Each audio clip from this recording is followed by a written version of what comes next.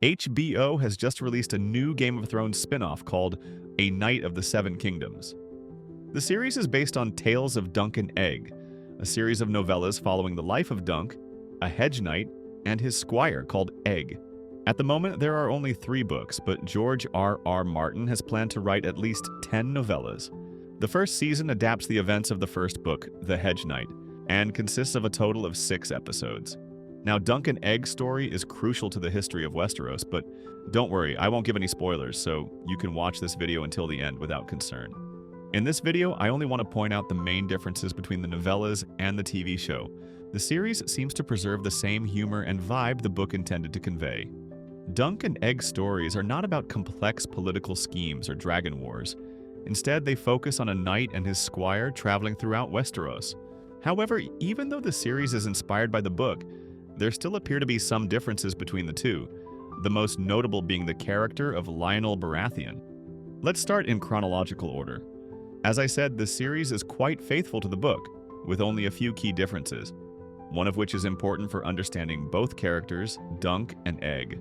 As in the series, after burying Ser Arlan, Dunk heads to Ashford for the tournament. On his way there, Dunk sees an inn and decides to eat. When he arrives, he meets Egg, who has just walked through the door. Dunk asked if he is the stable boy and whether he could tend the horses, to which Egg replies, "I could if I wanted." We already see that Egg doesn't hold back when it comes to responding arrogantly to Dunk, which shocks him, seeing how a mere stable boy could answer a knight in such a way. However, Dunk attributes this arrogance to the fact that Egg is just a child and doesn't know any better. In the books, though, the series of events is slightly different. Egg still answers arrogantly, but the conversation we see in the show, after Dunk finds Egg riding his horse, actually happens before Dunk enters the tavern. Here is how it happens in the book. After Dunk arrives at the inn, a naked boy emerges from the stream, dripping wet, and begins to dry himself. Seeing him, Dunk asks if he is the stable boy and whether he could tend to his horses, to which Egg replies, "I could, if I wanted." As in the series, Dunk is shocked by this response and immediately says, "I'll have none of that. I am a knight, I'll have you know."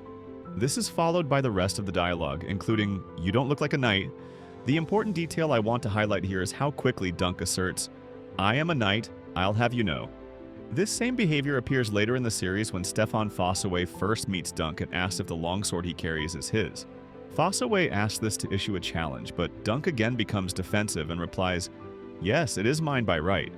Fossaway then responds, "That's an odd thing to say." This is a crucial character trait of Dunk. Ser Arlan took him in as a young boy and taught him the true values of knighthood. If you imagine the ideal knight in terms of behavior, that is what Dunk learned to be. However, we know Dunk is not actually a knight, and Dunk himself doesn't truly know how to behave like one.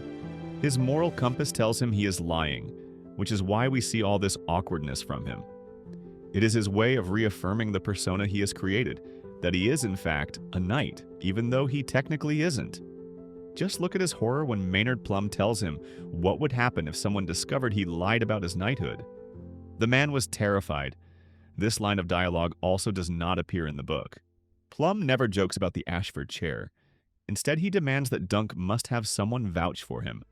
Going back to the story, after Dunk returns from the tavern and finds Egg riding his horse, we miss one of my favorite lines from the book, which disappointed me a little. After Egg dismounts and tells him, "I could ride him as well as you," Dunk harshly replies, "Close your mouth. I want none of your insolence, the hauberk too. Take it off. What do you think you're doing?" To which Egg casually answers, "How can I tell you if I have my mouth closed?" Moving forward, the events after Dunk arrives at Ashford are also somewhat different. In the series, after arriving, the first thing Dunk does is visit Maynard Plum to enter the tourney. After being refused, he goes to Ser Manfred to have him vouch for him, but finds him sleeping and only encounters him later that night. Dunk then wanders through the pavilions where he meets Fossaway and refuses his challenge. After being mocked by Stefan and the prostitute, he decides to camp outside the tents near the forest, where he finds a quiet spot. After washing himself, Dunk tries to find Ser Manfred again, but fails. While wandering through the camp, he comes across Toncel's puppet show. This scene is also different from the book. In the series, it is presented as a grand spectacle with a large dragon, but in the book, Toncel is simply a puppeteer with a small-scale performance. No massive dragon involved. Dunk is impressed not by the size of the spectacle, but by how skillfully Tansel manipulates the puppets, captivating everyone watching. In the show, Dunk meets Raymond Fossaway, who invites him to Lyonel Baratheon's court, where Dunk eats and drinks with Lyonel, the famous knight known as the Laughing Storm. When the feast ends, Dunk returns to his horses, only to find Egg there. This is what we see in the series, but as I mentioned earlier, the events in the books are a little different, especially since none of the scenes between Dunk and Lyonel ever happen. In the books, Dunk and Lyonel never speak, so it was interesting to see this original edition.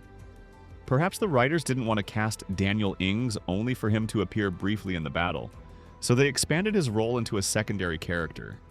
Let's see how the events unfold in the books. When Dunk arrives at the tournament, he knows he cannot stay where the lords and knights are camping, because he would only be mocked.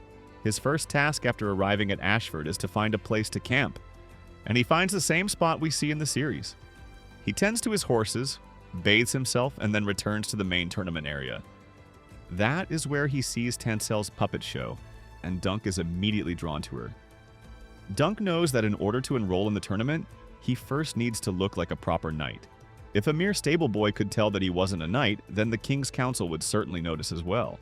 So Dunk wanders through the camp, looking for armor. After a long search, he finds someone selling exactly what he needs, but the man asks for 800 silvers, far more than Dunk can afford. He returns to his camp, deep in thought about how to raise the money for the armor, when he sees a fire coming from his campsite. Without thinking, Dunk grabs his sword and charges at the mysterious intruder, only to realize it is Egg. Once again, Egg responds with the same mocking tone, but in the book we learn more about Dunk's backstory. After Dunk says he should have taken Egg home, and Egg replies that Dunk needs to take him to King's Landing, Dunk initially thinks the boy is mocking him, just as the other knights have done. Dunk was born in Flea Bottom, the slums of King's Landing, the poorest area with the worst reputation. Most people born there become criminals, not knights. So when Egg says his home is in King's Landing, Dunk assumes the boy is making fun of him.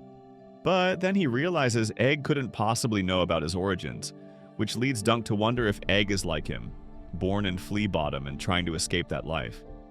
This is one of the reasons Dunk decides to take Egg on as his squire. It mirrors what Sir Arlan once did for him, allowing Dunk to repay the debt he feels he owes to life itself. Dunk asks Egg if he is ill, wondering if that is why he shaved his head, and something interesting happens. For the first time, Egg becomes self-conscious, covering his head and responding only with no. Looking more closely, Dunk notices that the boy has deep blue eyes. It's interesting that the show omits this detail because it plays an important role later in the story. However, the writers may have chosen to avoid revealing too much too early. Another difference between the series and the book is that, in the book, Egg is already asleep when Dunk sees the shooting star. Dunk is the one who says it is a sign of good luck, and that the sign belongs only to him, since everyone else is either already asleep or inside their tents, not looking at the sky. In the series, however, Egg is the one who explains the meaning of the shooting star to Dunk. After waking up the next day, Dunk goes to Plum to register for the tournament, but he is refused, exactly as it happens in the series. Plum tells him that if he wants to enter the tournament, he must find another knight to vouch for him. I believe we will meet the main antagonist of the series in episode 2, but in the book, Dunk actually encounters him shortly after leaving Plum. The antagonist is Aerion Targaryen, also known as Aerion the Monstrous, and he fully deserves that name. I am certain we will see him in the next episode. On his way to Sir Manfred, Dunk meets the Fossaways and declines their invitation to battle. In the series, Sir Manfred is portrayed as a difficult man to track down, and Dunk only manages to find him by following the ladies around him. The show also suggests that Manfred doesn't really care about Dunk, as he is more interested in enjoying the ladies and dismisses Dunk as quickly as possible. In the book, however, Manfred is even more cruel and direct with Dunk. In the book, Dunk has no trouble finding Manfred and meets him directly at his tent. However, he is immediately dismissed when Manfred tells him that he cannot remember every knight who served him or his father. Dunk leaves Manfred's tent disappointed and without any hope of participating in the tournament. This is everything that has been covered from the book so far, and as I mentioned earlier, it seems the writers have special plans for this series, especially with the addition of Lyonel Baratheon, since Dunk and Lyonel never speak in the books. I'm glad the show maintains the light, adventurous tone of the novellas, and I'm looking forward to the rest of the season.